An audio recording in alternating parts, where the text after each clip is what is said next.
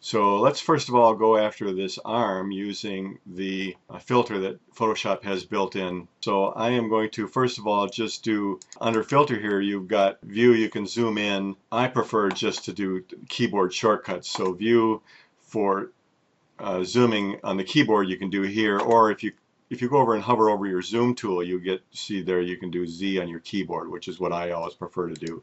So I do Z for zoom, and then I click and hold and drag around the area that interests me for a quick zoom in to just that particular area. And then I'm going to use the filter called Liquify. And I am just going to thin up that arm a little bit. There are a variety of ways of doing this. I have kind of just fallen on Liquify. Just little changes here so you don't really muck things up. And of course you don't want it to be noticeable. So I'm going to come in from the bottom there a little bit, and then I'm going to come in from the top just a touch here too. And I'm going to get rid of this crease later as well. So there, I thinned out that arm considerably. She'll be happy about that. So I'm going to settle on that and say OK to that. So now I can turn off this layer up here, and we can see the before and the after. Beautiful.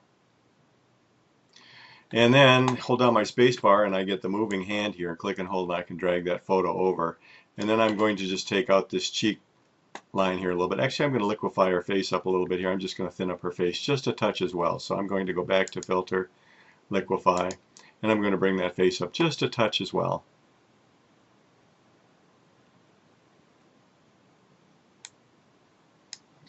She's very sensitive,